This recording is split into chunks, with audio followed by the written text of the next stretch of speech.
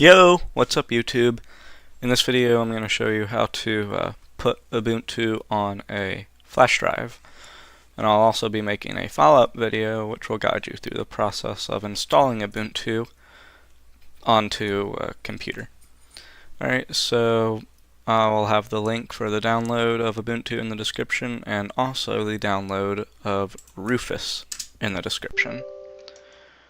So once you have the ISO downloaded, have a flash drive about 8 gigabytes, but 15 minimum, or 8 gigabytes minimum, 15 recommended. Make sure that the flash drive that you want is selected, and then go and find your operating system ISO file that you downloaded.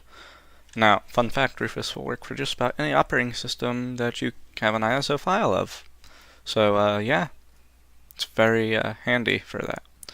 So, click and drag it over into Rufus, and click Start.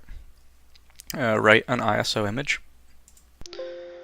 Click OK, and before you do that, or when you do it, first time you do this, Rufus might give you a message saying that it doesn't have the necessary files, and it has to download something. Just click OK. The files are like really small, like maybe a couple of megabytes, and you can just hide the files on your desktop wherever it puts them. That's what I did.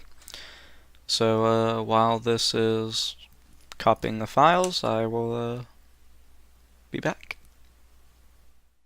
And we're back. Completed successfully, so you can go ahead and close Rufus, and you'll notice that all of the files are there. So yeah, that was how to install Ubuntu on a flash drive. Up next, I will show you how to install Ubuntu on a computer from the flash drive. Thank you.